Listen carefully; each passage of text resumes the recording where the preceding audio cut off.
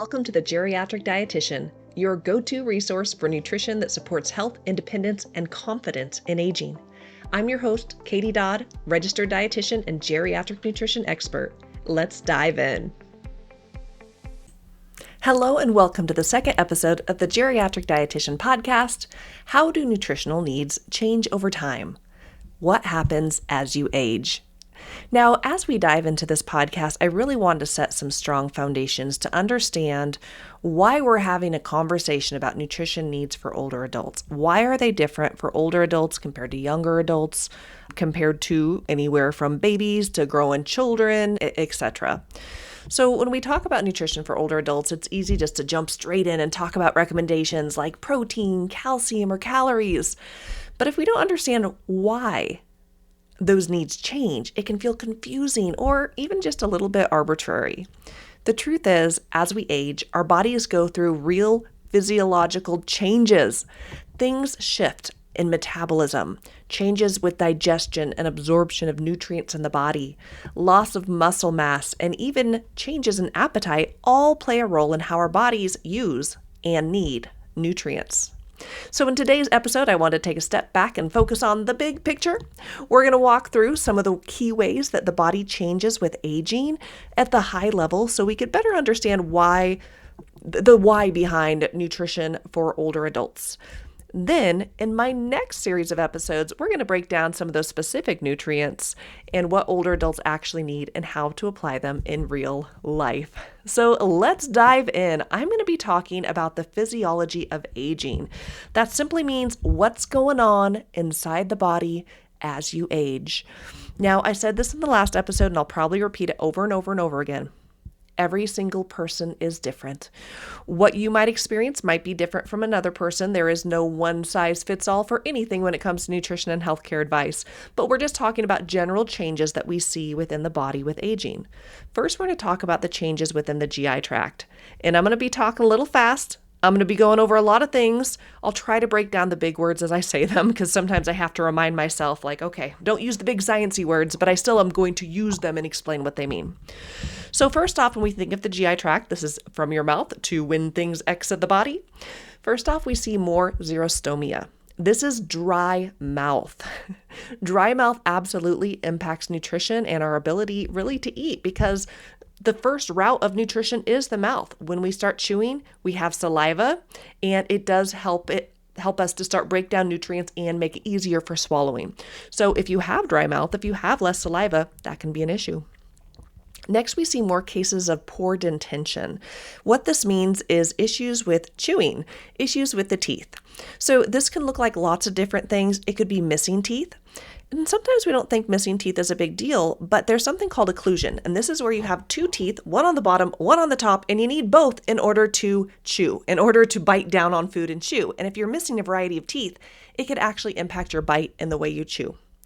Now, you also could have issues with poor dental hygiene, pain with eating.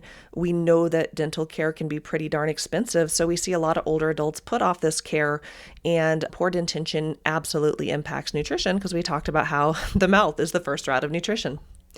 We also see altered taste and smell. It's usually not like a complete loss of taste and smell, though that is possible, but usually it's just changes in taste and smell with aging. This could also be from different medications that you are getting on as you get older. We also see decreased esophageal reflexes. So that means the esophagus. So as we swallow, decrease in those reflexes. So you might experience more issues with swallowing. Increased gallstone formation. Decreased glucose tolerance and decreased insulin and beta cell production. So those are some of those big words I was talking about, but this in a nutshell means a higher incidence of diabetes as we age. So higher blood sugar, all those things. We also see decreased metabolic capacity of the liver. So this can impact your body's ability to break things down, including medication. Decreased hepatic drug clearance. So that's the hepatic is liver. Clearing of drugs. And then we also see increased fecal incontinence. So those are the typical changes we see in aging just within GI tract, but let's talk about some other organs in the body. We also see decreased skin elasticity. So what this means is that your skin doesn't quite have the bounce and the pull it used to, meaning that you're at an increased risk of skin tears, where you just swipe against something, all of a sudden like, oh golly, I got a skin tear, or even increased issues with pressure injuries. And this is where if you're sitting too long, the pressure spots under the bone could start to break down. This is especially relevant for older adults who are bedbound or are sick and, for a prolonged period and aren't moving as much. We also see increased age-related macular degeneration and hearing loss. So this means issues with vision and hearing. And vision is actually very important when it comes to food. I said that the mouth is the first route of nutrition, but I should take a step back and say that the eyes are the first route of nutrition, because we look at food, and if a meal looks delicious, we start salivating, we get hungry, we get ready to eat. Where if a food looks not so yummy, it's like all bland, all the same color, all mushy looking, or like, unless you're really hungry, it's not going to seem super appealing. So our ability to see does impact nutrition. Now, we also see in the body thickening of the heart, decreased breathing capacity, decreased GFR and renal blood flow. So this just means increased issues with kidneys, decreased sensory perceptions, decreased cognition and memory. In some people, not everyone. Remember, no one size fits all. Loss of lean body mass. This means loss of muscle, and muscle is very important. You need muscle for everything. Think of when you get up in the morning, you get out of bed, maybe you go brush your teeth, you go get dressed, you go make that cup of coffee.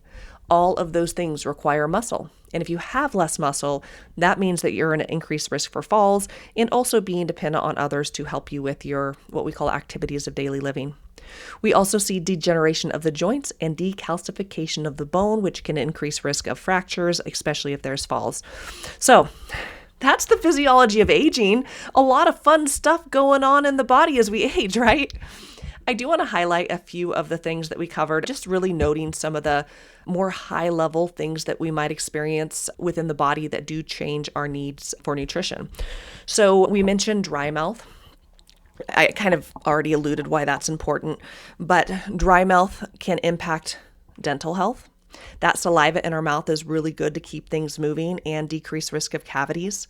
It also can impact swallowing because we need some good saliva in our mouth to get a good swallow. And also, saliva does play a role in taste. So if you have dry mouth, food might not taste the same. And if you got a poor appetite to start with, then you're more likely to eat less.